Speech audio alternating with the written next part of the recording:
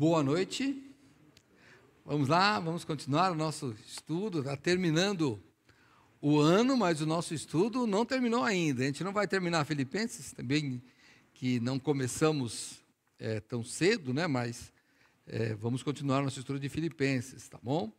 Uma boa noite para você que está aí visitando nas redes sociais. Que bom que está aqui hoje. Vamos lá, estamos estudando a carta aos Filipenses e da última quarta-feira nós chegamos em Filipenses capítulo 3, verso 20 e 21. E hoje vamos estudar 4 versículos do capítulo 4 de Filipenses. Vou pedir que você abra sua Bíblia aí em Filipenses capítulo 4, que diz assim: portanto, meus amados e muito queridos irmãos, minha alegria e coroa, estai assim firmes no Senhor, amados. Rogo a Evódia, rogo a Sintique, que sintam o mesmo no Senhor. E peço-te também a ti, meu verdadeiro companheiro, que ajude essas mulheres que trabalharam comigo no Evangelho, com Clemente e com os outros cooperadores cujos nomes estão no livro da vida. Regozijai-vos sempre no Senhor. Outra vez digo, regozijai-vos. Estudar.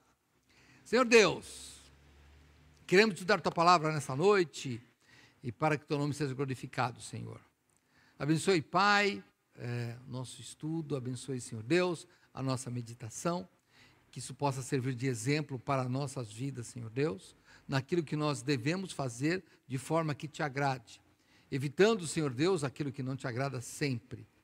Clamamos, Senhor, por alguns que talvez estejam ainda no caminho chegando, que possam chegar a tempo e em paz. Pedimos, Senhor, em nome de Jesus. Amém. Vamos lá, começando pela primeira palavra, né? Bom começar pelo começo. Portanto, irmãos, portanto aqui vai nessa ideia de, como consequência, já que isso eu falei, por causa disso que eu falei, e ele está pedindo o quê, né? Para ficar firme. E por quê? Vamos pegar os versículos passados que o pastor Neil estudou conosco. Capítulo 3, verso 20 e 21. Vocês vão lembrar que Paulo estava falando dos falsos mestres, das más influências, e daí no verso 20 ele diz, mas nós não, porque ele diz, mas a nossa cidade está nos céus, de onde também esperamos o Salvador, o Senhor Jesus Cristo, que transformará o nosso corpo abatido para ser conforme o seu corpo glorioso, segundo o seu eficaz poder de sujeitar também a si todas as coisas. Nós vimos isso a semana passada, mas só quero dizer que sempre, irmãos, a razão de nós continuarmos, o ânimo que nós temos ter é por causa da ressurreição. É por causa da vinda de Cristo. Por isso que é vã a nossa fé. Não é porque a igreja está crescendo ou não está crescendo, não é porque os irmãos são amorosos ou não são amorosos, não é por isso. É porque Jesus Cristo voltará. É o alvo, irmãos. Nós não podemos tirar isso. Não é daqui, ao redor nosso, que nós vamos pegar ânimo. Vamos pegar ânimo na vinda de Cristo e na ressurreição que teremos. É por isso que ele fala, portanto. E aí, ele usa assim, meus amados e muito queridos irmãos. A carta de Filipenses é, sem dúvida, a carta mais amorosa que tem. Você nota que é uma carta gentil, bem diferente de Gálatas, né? Outras que são mais duras, mas essa é uma carta gentil. E aqui ele fala, meus amados e muito queridos, irmãos, queridos aqui, fala, que amado e querido, é que na nossa língua tem quase o mesmo sentido, mas a ideia aqui é meus ansiados irmãos, meus desejados irmãos, é aquelas pessoas, eu sinto saudades de vocês, vocês são amados e me fazem falta. Essa é a ideia de meus amados e muito queridos irmãos. Vocês vão notar, aliás, vão lembrar, né, eu espero, no capítulo 1, verso 8, olha como o apóstolo Paulo fala com eles. Porque Deus me é testemunha das saudades que tenho de todos vós, em entranhável afeição de Jesus Cristo. Então, note, ele está dizendo assim, olha, eu sinto falta de vocês. E aí ele fala o quê? Minha alegria e coroa. Irmãos, coroa aqui, a ideia é recompensa. Coroa que ele está falando aqui é aquele louro que os vencedores de atletismo da época ganhavam, né? É assim, olha, é a recompensa pelo esforço. Esta é a ideia de coroa aqui, viu? De prêmio. Ele fala isso, por exemplo, em 1 Tessalonicenses. Eu volto já, é só para lembrar o que ele quer dizer isso. 1 Tessalonicenses 2,19, ele fala assim, aí aos Tessalonicenses, né? Outro grupo. Porque qual é a nossa esperança, ou gozo, ou coroa de glória? Porventura não o sois vós também, diante de nosso Senhor Jesus Cristo em sua vinda? Porque vós sois a nossa glória e gozo. É isso que ele está falando. Olha, vocês são a recompensa. Quando a gente, isso ele falou também em Coríntios, tá? Mas eu não vou ler aqui para não estender muito nessas citações, que são só para reforçar o que estou falando. Mas, irmãos, é uma recompensa. E como eu e o pastor Neil principalmente falamos nos nossos aniversários, que a gente foi privilegiado. Por quê, irmãos? Porque nós, mesmo em vida, a gente é feliz pela igreja que nós temos e pelo resultado, não por nós, mas como Deus agiu na nossa vida. Sabe, eu conheço um pastor de uma igreja que ele investiu bem mesmo a vida dele, tentando construir um prédio, mas daí, quando ele saiu da igreja, a igreja não menosprezou e não deu aquela atenção e a igreja ficou vazia de pessoas. Então, é difícil essa coroa, essa recompensa. Mas talvez você fale, e eu? Eu não vejo recompensa. Irmãos, vi uma história hoje de um filho de um pastor de uma igreja do Nazareno, é uma igreja que tem aqui perto até. E esse homem foi missionário por 13 anos na Colômbia, lá na década de 40, 50. Falecido. E trabalhou lá por 13 anos, e quando ele terminou o trabalho de implantação da igreja lá, tinha 40 pessoas. E ele teve um problema de saúde, voltou para a terra dele lá, para os Estados Unidos, era americano, e ele disse para a esposa, olha, 40 pessoas, a gente podia ter feito muito mais na Colômbia. Ele não viu a coroa, o fruto. E olha que interessante, 25 anos depois, o filho dele, que também é pastor, estava nos Estados Unidos, numa fila de uma lanchonete.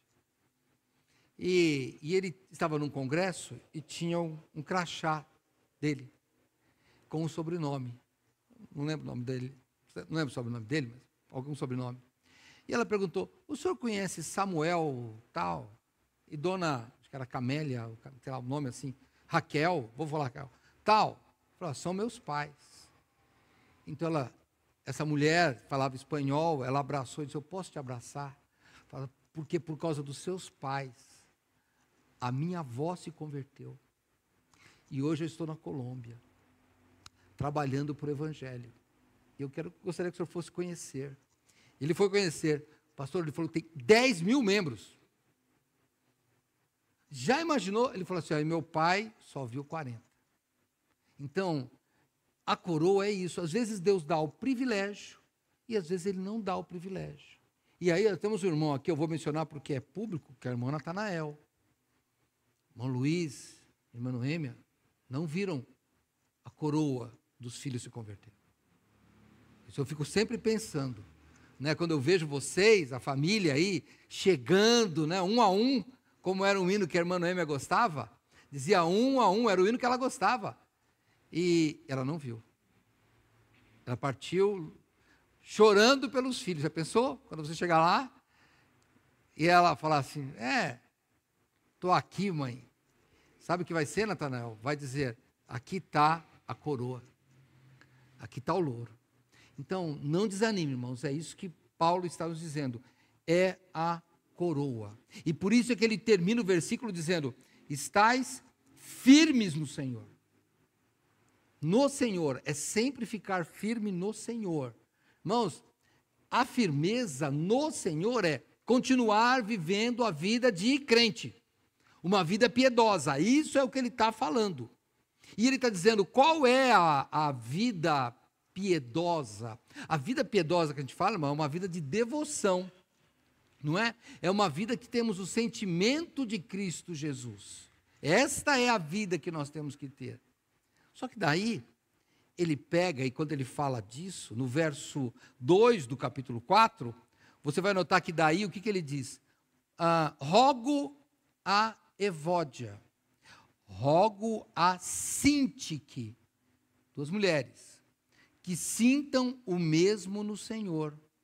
E peço-te também a ti, meu verdadeiro companheiro, que ajude essas mulheres que trabalharam comigo no Evangelho e com Clemente, e com os meus outros cooperadores, cujos nomes estão no livro da vida. E aqui nós teremos de parar, porque veja o contraste, ele fala, fiquem firmes, e daí ele fala de duas mulheres.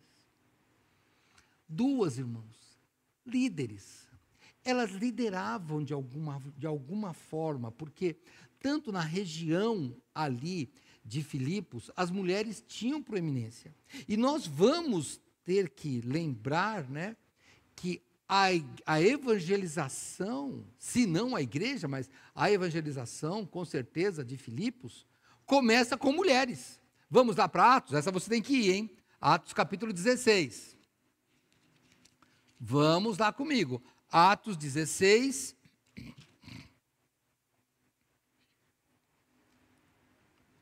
Verso 11.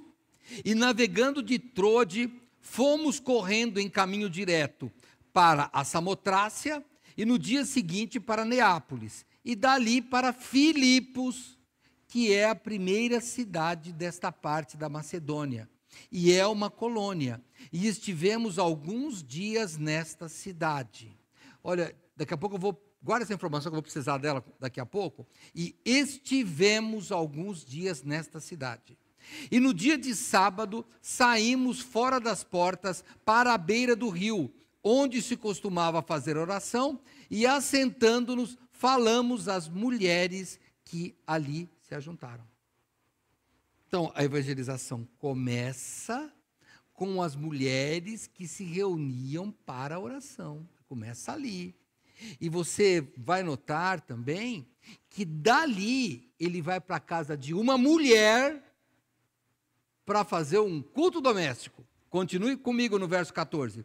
E uma certa mulher, vejam, mulheres reunidas, uma delas, uma certa mulher, no verso 14, chamada Lídia, vendedora de púrpura, da cidade de Tiatira, e que servia a Deus, nos ouvia. E o Senhor lhe abriu o coração para que estivesse atenta ao que Paulo dizia. E depois que foi batizada, ela e sua casa nos rogou, dizendo, se haveis julgado que eu seja fiel ao Senhor, entrai na minha casa e ficai ali, e nos constrangeu a isso. Olha que interessante. Mulheres, a igreja começa em mulheres, ela está desenvolvendo, claro, nós temos depois o carcereiro que se converte lá em Filipos também, não é? Mas você vai pensando que estas mulheres estavam ali num papel de liderança. E aí, olha, sua igreja tem pastora. Irmão, não dá para dizer que eram pastoras. Não dá. Não tem comentarista clássico nenhum que diga que aqui eram pastoras. Por quê? Lembra que o pastor Neil lá nos ensinou uma aula já de hermenêutica, interpretação? Ele falou, ó, quando você lê o escrito de alguém, você tem que pensar no pensamento dele, para ele não se contradizer. Porque ele não vai se contradizer.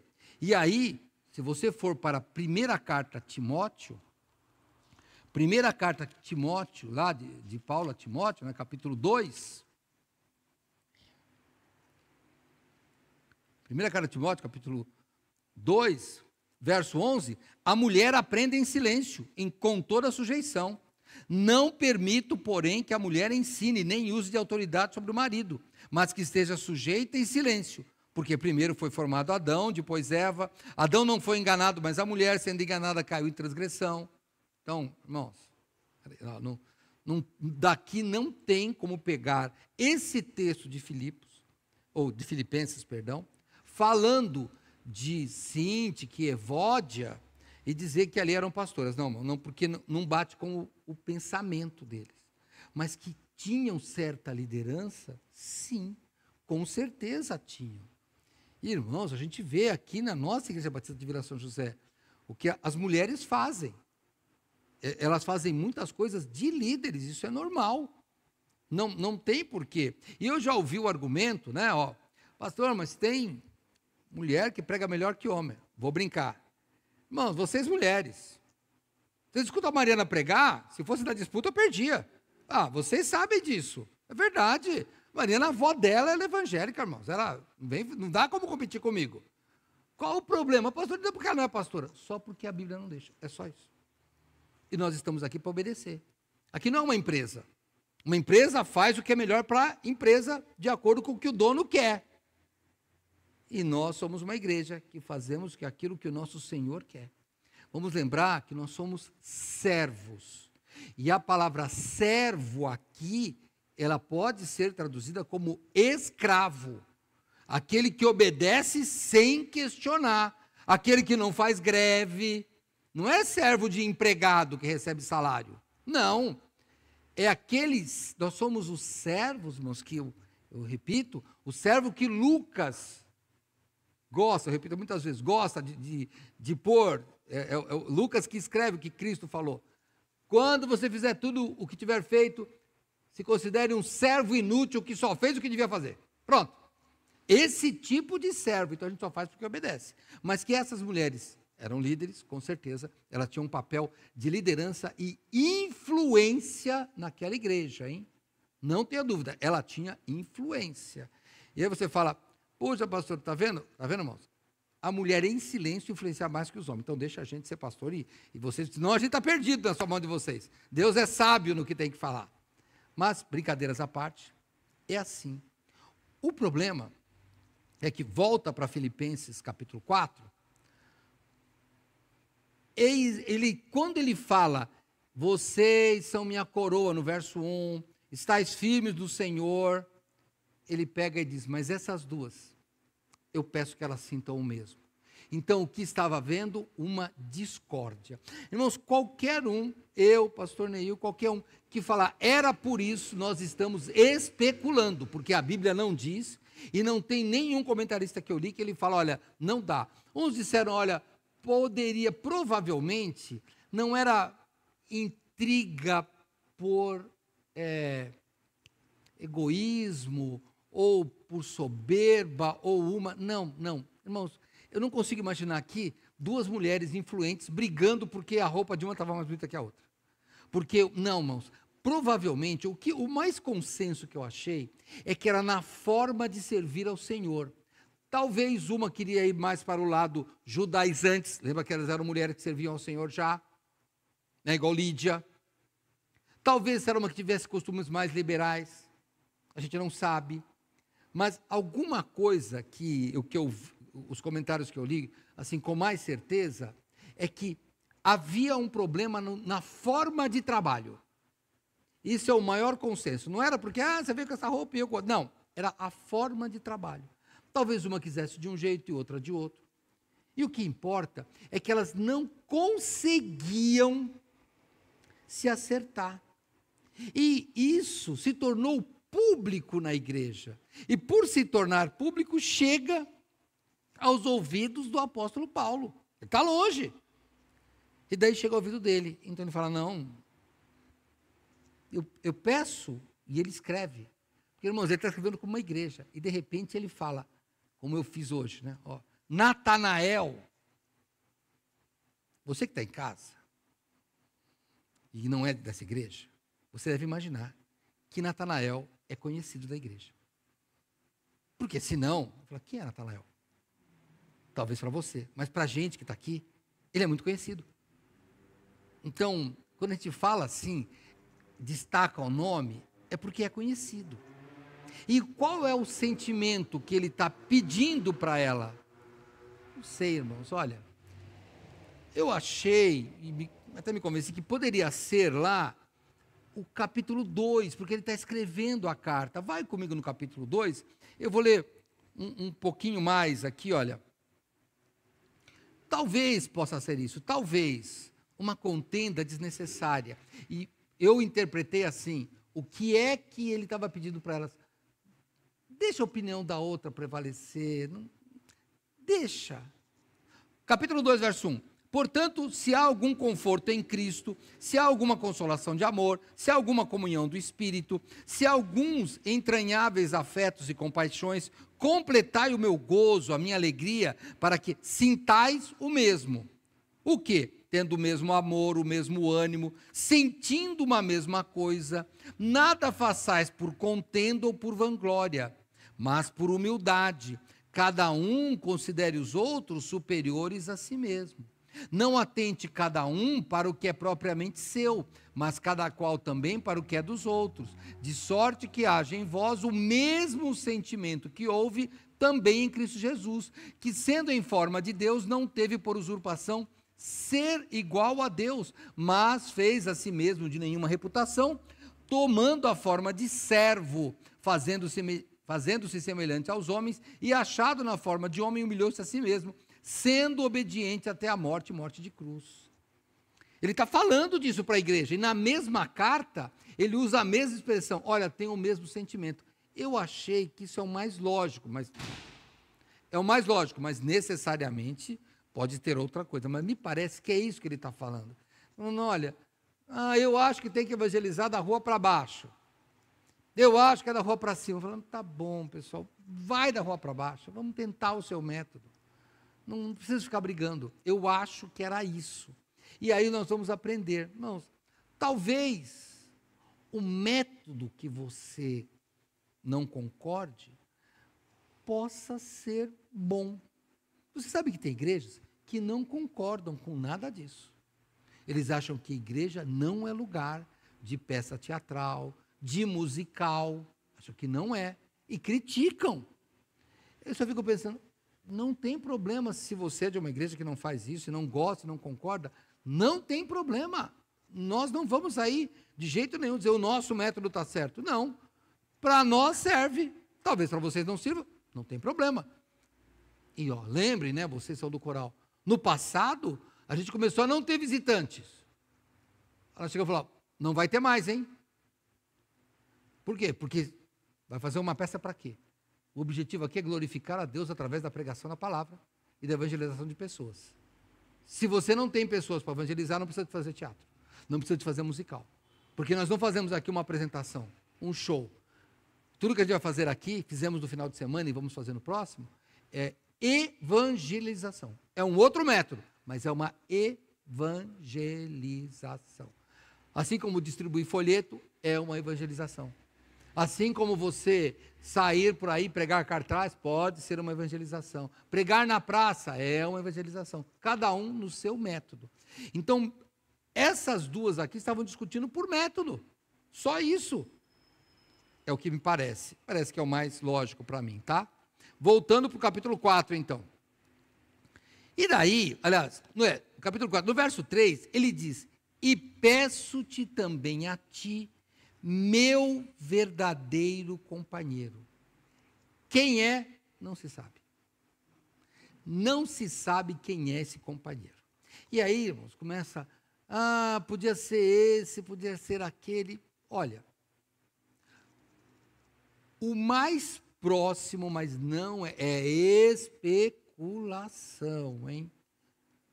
O mais próximo, me parece que pode ser Lucas.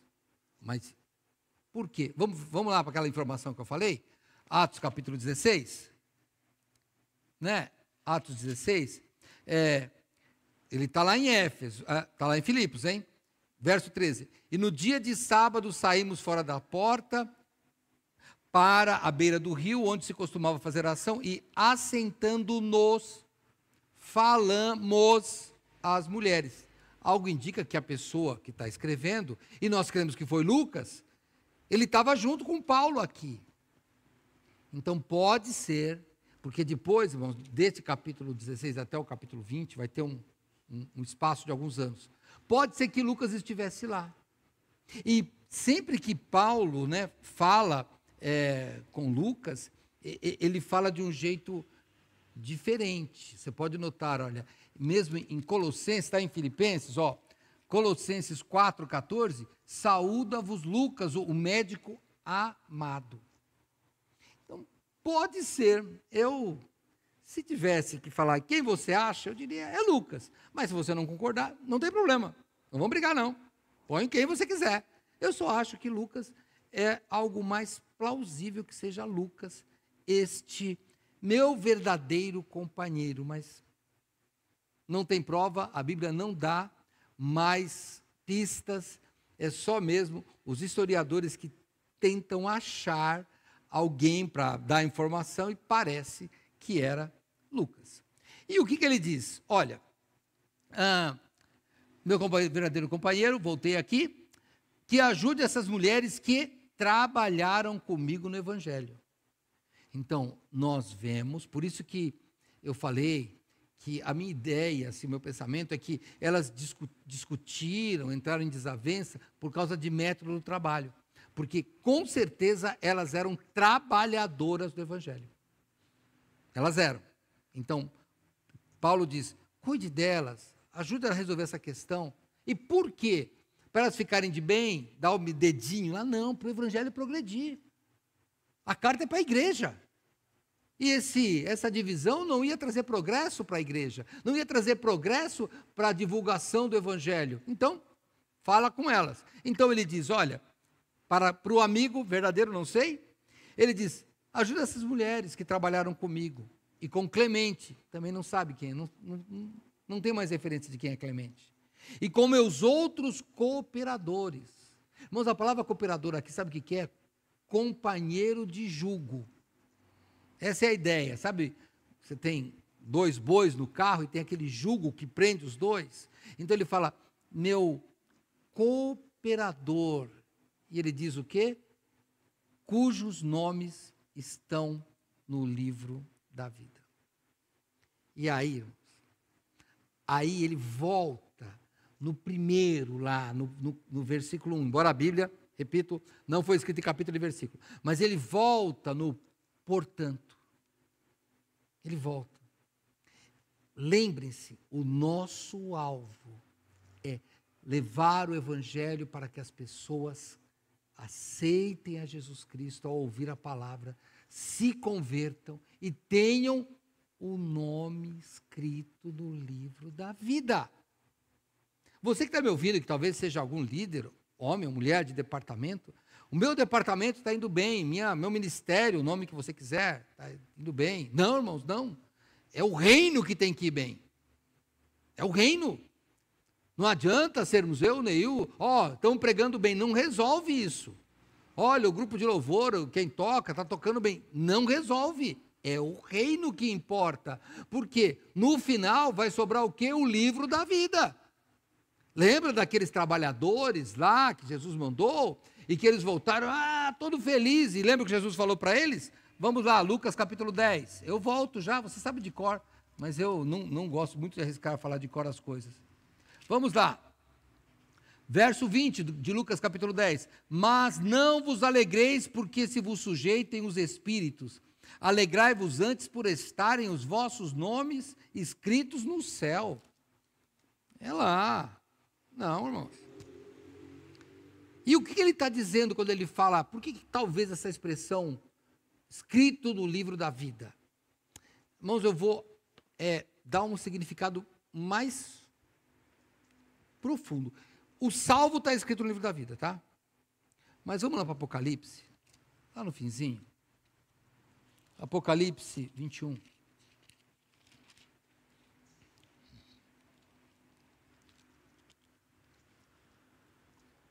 Olha o verso 27, é o último versículo. E não entrará nela coisa alguma que contamine, e cometa abominação e mentira, mas só os que estão escritos no livro da vida do Cordeiro. Estar escrito no livro da vida, irmãos, é ser salvo. É.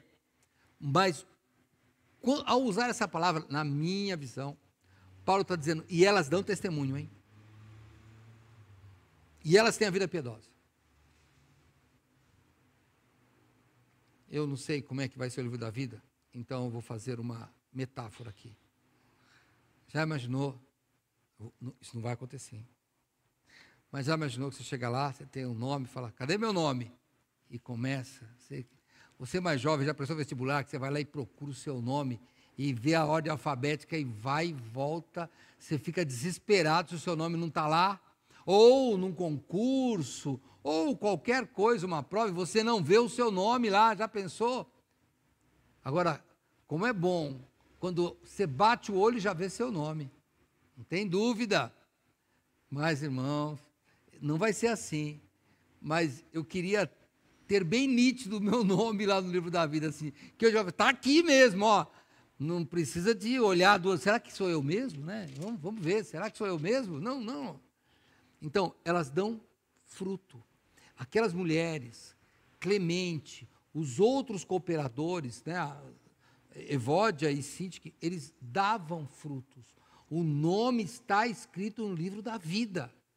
E quando ele fala esse aspecto meio escatológico, né, o livro da vida já está lá em Apocalipse, né, então bem no final dos tempos, é um aspecto escatológico. E note, quando ele começa lá no versículo 1, estejam firmes, portanto, lembra?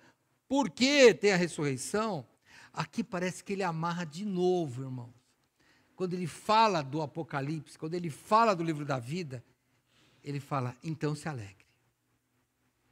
Nota como parece que a construção da carta de Paulo é feita levando você a dar uma importância maior à ressurreição, uma importância maior à vinda de Cristo, até do que nós hoje damos. Pensa, vamos fazer uma peça de Natal, está lindo, irmãos, lindo é quando a gente vê Cristo. O pessoal trabalhou tão bem, irmãos, trabalhar bem é amar a Deus sobre todas as coisas e ao próximo como a ti mesmo.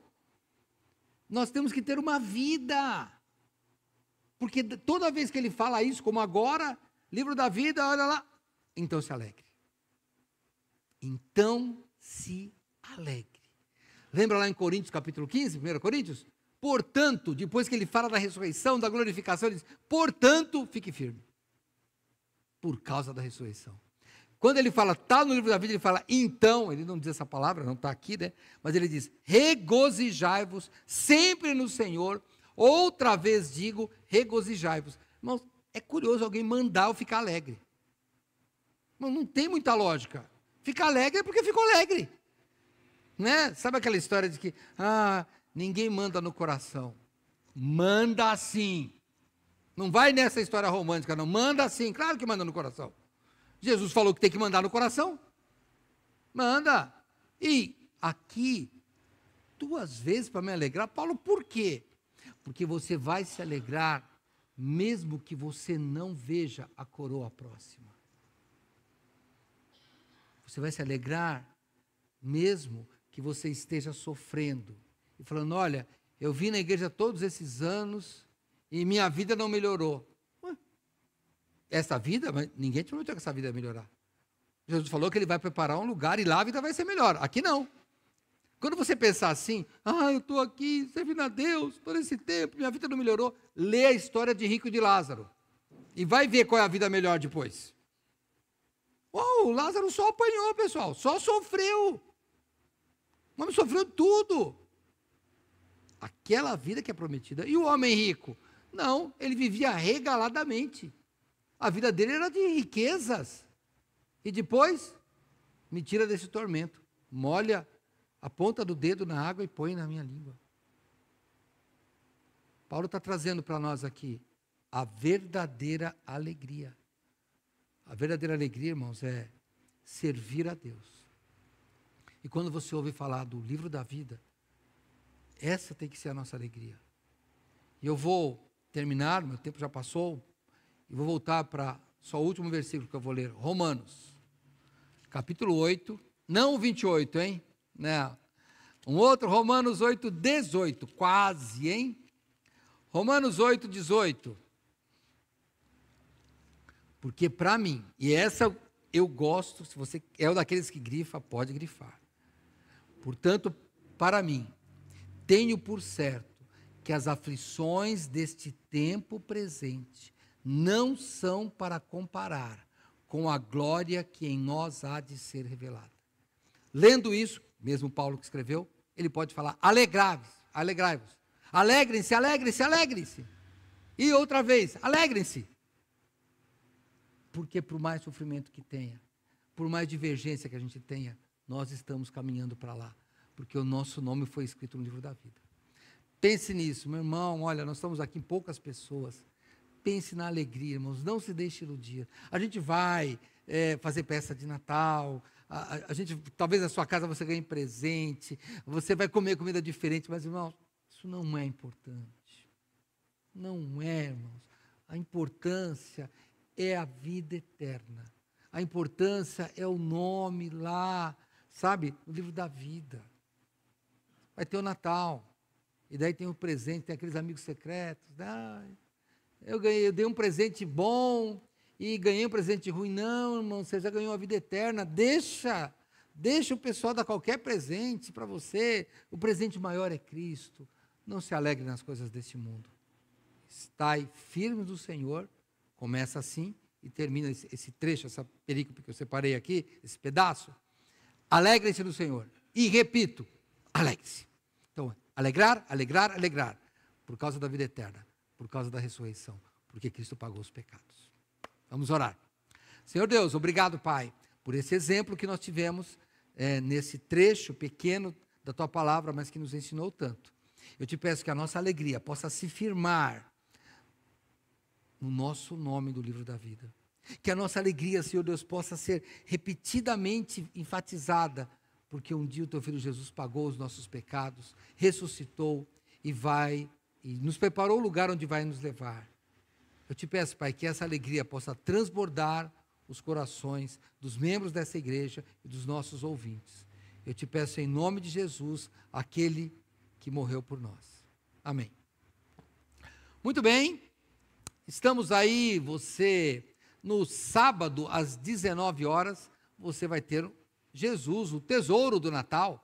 Então você venha para cá, o nosso tesouro, você pode vir para cá e assistir aqui presencialmente, vai ter transmitido, mas presencialmente é melhor, hein? Então, sábado às 19 horas.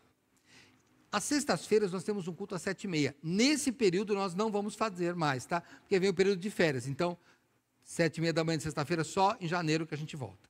Tá certo? Então, até sábado às 19 horas, você que é membro de Vila São José, lembre-se, sábado e domingo. Não é sábado ou domingo, é sábado e domingo. E no sábado de manhã, vamos de novo distribuir convites. Deus abençoe e tenha uma boa noite.